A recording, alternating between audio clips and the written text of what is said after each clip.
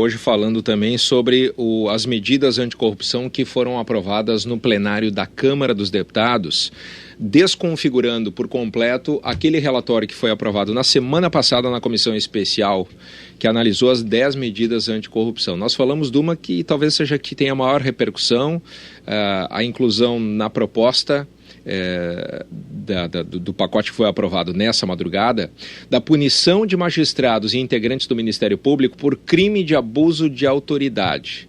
O que me parece, o que nos parece, e parece também para as autoridades, uma espécie de caça às bruxas em relação ao que está acontecendo no âmbito da Lava Jato. É assim que a própria Força-Tarefa da Lava Jato classificou essa medida. Mas tem outras questões que foram aprovadas também. Por exemplo, suprimiram a instituição do chamado delator do bem, que previa recompensa para quem entregasse autoridades crimes dos quais não participou, mas que tenha conhecimento. Ou seja, alguém que conhece algum crime, não participou, mas viu tudo aquilo e entregou para as autoridades, ou deu detalhes para as autoridades, o chamado delator do bem. Sabe, Escola, que esse delator do bem, eu aprovo a saída dessa medida, porque ela me incomoda muito, que a pessoa precise de dinheiro, recompensa financeira para denunciar um crime. Parece uma coisa de uma sociedade meio primitiva. Se nós fôssemos uma sociedade desenvolvida, quem presenciou um crime delata sem precisar de dinheiro, né? Conta isso para as autoridades sem precisar de uma recompensa material. Então, esse não me incomoda. Outra medida, essa me incomoda um pouquinho, Rosane. Retiraram o endurecimento da lei de improbidade e da possibilidade de cassação do registro de um partido político e punição mais severa a partidos e dirigentes partidários que cometem crimes. Essa é corporativismo puro dos partidos, salvando puro. Porque sabem que estão enrolados, estão tentando salvar a pele. Essa aqui também me incomoda bastante. Bom, quem foi o relator na comissão especial e classificou a aprovação dessa madrugada como um esvaziamento de tudo aquilo que foi discutido na semana passada ou até a semana passada, o relator, deputado Onyx Lorenzoni, aqui do Rio Grande do Sul. Bom dia, deputado. Bom dia, Escola. Bom dia, Rosane. Bom dia, os ouvintes da Gaúcho. Bom, como o senhor classifica, então, o que foi votado e aprovado nessa madrugada? O senhor ficou satisfeito ou insatisfeito? Não, foi uma tragédia, né? O Congresso, através da Câmara dos Deputados, perdeu uma excelente oportunidade de servir ao Brasil e serviu a si próprio, né? Então é evidente que é um momento de muita tristeza, de muita frustração, por conta de uma grande expectativa que havia na sociedade brasileira de que nós pudéssemos, né, dar um passo adiante no combate à corrupção, né? Nós, de maneira muito triste, repetimos aí a história italiana, onde na Mãos Limpas, que foi a outra grande operação de combate à corrupção, que se assemelha, né, à Lava Jato, ou melhor, onde a Lava Jato se espelha na Mãos Limpas, e o Congresso, através da Câmara, e eu não tenho nenhuma dúvida que isso vai se repetir no Senado, repete o comportamento do parlamento italiano, fazendo, né, a relativização da legislação de combate à corrupção e atacando os investigadores, atacando aqueles que têm a responsabilidade institucional, constitucional e também como atividade profissional de combater o ilícito, de combater a irregularidade. E, lamentavelmente, uma série de medidas que foram destruídas ontem por absoluto desconhecimento. Qual foi a medida que o senhor considera ter sido aprovada ontem, a que tenha maior impacto negativo no seu entendimento? Não há nenhuma dúvida que é a lei essa proposta, né, de abuso de autoridade. Né? Como é que ficou o texto final dela, deputado? Só para esclarecer e objetivamente para os ouvintes entenderem, compreenderem melhor essa emenda. Primeiro, qual é o aspecto? Eu sempre disse, né, que a gente tem que discutir a possibilidade de que o cidadão tenha instrumentos para poder questionar uma decisão judicial ou uma decisão de um promotor de justiça. Isso é capacitar a cidadania igualar a cidadania à corporação. As corporações são importantes, mas quando o corporativismo é maior do que a cidadania, alguma coisa está errada. Nós temos esta característica hoje em duas categorias importantes do setor público, que são os magistrados e são os promotores de justiça, os procuradores. Agora, isso tem que ser em lei específica, discutido com uma tipificação clara, com filtros, com o local específico onde devem ser constitucionalmente, né, definidos o julgamento de magistrados, quer eles estejam na justiça de primeiro grau, quer eles estejam na segundo grau, quer o promotor seja estadual, quer o promotor seja federal, ou seja, fazer algo equilibrado e que, na verdade, tenha um único sentido: separar o joio do trigo. O que se fez ontem é ter um instrumento de ataque ao Judiciário, ter um instrumento de ataque ao Ministério Público. A Lava Jato, deputado. Isso. A Força-Tarefa da Lava Jato emitiu uma nota nessa madrugada dizendo que, classificando essa emenda como uma caça às bruxas. O senhor também acha isso? Não, eu não acho. Eu tenho certeza que é isso, porque os tipos que estão ali classificados, eles são muito abertos, eles suportam qualquer tipo de entendimento. Quer dizer, um juiz, quando julga, e o julgamento é, por exemplo, contestado numa instância superior, ele então vai ser processado por isso, porque abusou da sua autoridade. Isso a emenda prevê. Prevê, quer dizer, um promotor que daqui a pouco tem como função propor uma ação penal. Ele pode estar errado na sua interpretação, ele pode cometer erros como qualquer ser humano comete. Aí ele vai perder o cargo? Aí ele vai ser preso? Quer dizer, há uma desproporção na forma como isso foi construído. Isso, eu como descendente de italiano, isso é muito claro, isso é uma vendetta. Não há nenhuma dúvida disso, que é uma vingança. Deputado, pela lista dos gaúchos mesmo, que é a bancada que a gente conhece melhor, eu prefiro me ater à bancada gaúcha a pensar no resto do Brasil que eu não conheço. Nós temos pessoas que votaram sim pela punição de diferentes partidos, alguns deputados a quem a gente respeita muito pela seriedade e que acabaram votando. Como é que se explica isso? Não seria uma preocupação também em não permitir que se possa tudo, porque assim como todo mundo tem algum limite na sua vida para o exercício da sua profissão, para o exercício das suas tarefas, que o juiz e o promotor também tenham algum balizamento e que, assim como a multa, se quebra a indústria da multa não cometendo infração, se torna inútil esta emenda agindo dentro dos parâmetros corretos da sua atividade?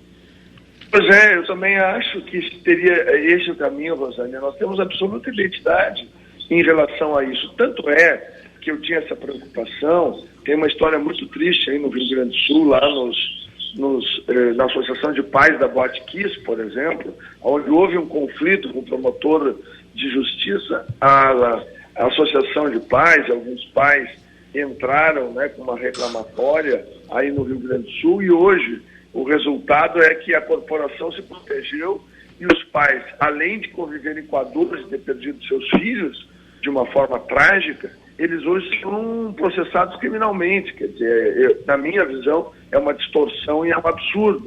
Quando eu propus lá no crime de responsabilidade, é porque a consultoria da Câmara julgava que, primeiro, crime de responsabilidade também são previstos constitucionalmente para juízes e magistrados. Mas eu fui convencido a retirar aquela proposta pela sua inconstitucionalidade parcial, porque os tipos eram muito abertos, ou seja, não tinha uma especificação e uma qualificação objetiva, e porque o lugar de processamento era o Senado Federal. Então a gente foi se debruçar sobre esse assunto.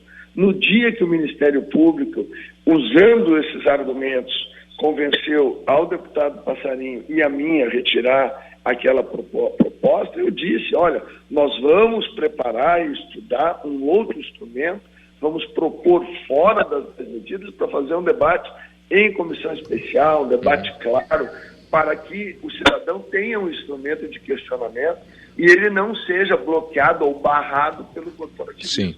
E todos aceitam.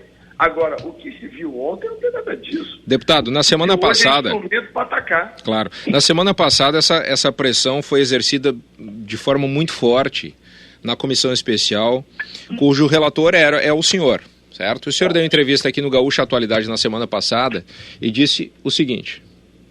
Não me assusto com piadinha no café, nem com um direto. Vamos lá, quem fez piadinha no café com o senhor? Muitos fizeram, mas na verdade, Escola, a construção da relação dentro do parlamento não passa por esta fulanização, né? Que eu sei que deputado, curioso, interessante, mas na verdade eu continuo tentando construir o caminho do entendimento, o caminho da lógica, da racionalidade, porque o parlamento brasileiro precisa dar uma resposta ao Brasil. São 2.400.000 assinaturas, nunca um projeto chegou ao parlamento brasileiro com tal suporte. Mas o Brasil precisa conhecer, deputado, é o senhor que está sendo pressionado, nos diga quem são os responsáveis por essa pressão, porque o Brasil precisa conhecer quem quer se livrar do Caixa 2. Deputado, e aí? Quem fez pressão? Olha, Tchê, vamos lá. Né? Naquele momento em que nós conversamos na semana passada, a minha conduta e o fato de ter a consciência de como relator eu tinha que absorver aquele processo e poder construir um entendimento, resultou um dia e meio depois daquela entrevista, ou 2 dias, porque foi na madrugada da quarta para quinta-feira, numa aprovação por unanimidade do relatório na comissão, né? Agora, na verdade, ali, hoje eu tenho clareza, né, de que ali foi um exercício de hipocrisia, né, de quem? Muitos líderes, né, partidários, que acabaram ontem mostrando claramente, né, por exemplo, né, nós temos aí, eu estou hoje muito entristecido com a forma, por exemplo, como se conduziu o próprio presidente da Câmara, o deputado Rodrigo Maia, que poderia ter agido de maneira diferente, poderia ter feito uma condução para que o parlamento desse uma resposta ao país. O país espera isso. Perdeu-se ontem uma oportunidade do parlamento brasileiro se reencontrar com a sociedade. Mas o que ele poderia ter feito diferente? Conversado com os líderes, porque no momento em que ele misturou o processo que estava tramitando na Câmara com os interesses de uma provável reeleição, ele acabou, na minha visão, né, é uma opinião pessoal, capitulando, né, para interesses nem um pouco nobres, na minha visão, em relação à condução do processo, né. E aí tem a liderança do PT e outros partidos que formam aí o Centrão, né? A própria liderança do PMDB na Câmara, a própria liderança do PT, né? Qual foi o papel da OAB nesse processo, deputado? Olha, a OAB apresentou 4 propostas, né? Que eram ação popular, que era uma boa proposta, né? Junto com a AJUF, a Associação dos Juízes Federais, e que nós acabamos acatando.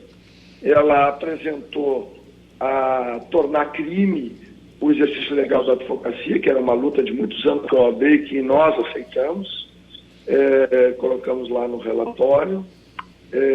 Ela também tinha uma demanda antiga de colocar no mesmo nível a acusação e a defesa na sala de audiências. Não, mas eu digo, deputado, em relação a esse caso específico dessa emenda que se refere a juízes e promotores. Não, eu não vi uma militância da OAB nacional, né, a favor, vamos dizer assim, de que isso progredisse. Eu não fiz essa leitura lá. A OAB lutou pela criminalização das prerrogativas da advocacia, que eu achava que era uma demasia, porque nenhuma atividade tem a criminalização das suas prerrogativas, quer dizer, os parlamentares, os senadores e deputados têm prerrogativas, o desrespeito a elas não resulta em crime. O médico tem lá suas prerrogativas, o engenheiro também, o desrespeito a elas não significa crime. Eu sempre achei uma demasia. Vamos situar bem o nosso ouvinte aí, então, deputado. O senhor prometeu na semana passada dar todos os nomes. Então o senhor falou do presidente... Bem, né, Tiago? Não, vamos lá. Não. Nome... Maia, o líder do PMDB, a liderança do PP... Só aqui já te dei. Rodrigo Maia, líder do PMDB. Baleia Rossi. A liderança do PP. Liderança do PP. Quem é o líder do PP? Aguinaldo, do norte do nordeste do Brasil. Aguinaldo Ribeiro, que foi ministro. Uhum. Isso. Tá, quem mais? Bom, aí a liderança do PT, né? A liderança do PT. Também, que é o Guimarães e o Paulo Teixeira. José Guimarães e Paulo Teixeira. Paulo Teixeira foi quem mais trabalhava essa questão. Uhum. Ali tem aqueles partidos ali do Centrão, né? Também a IPR, PTB. Base do governo Temer. Que era a base da Dilma, né? Uhum. Tá, PR, mais quem? PTB também. Uhum. O PSDB deu vários votos também. O PSDB fez pressão também? Não, o PSDB, ao longo da discussão toda, se a gente botar numa balança, teve mais ao lado de construir um relatório que ajudasse a combater a corrupção do que qualquer outra coisa. Tem que ser justo. Uhum. Quer dizer que o voto do deputado Nelson Marquesan, nesse caso, o senhor considera um voto isolado dentro do PSDB?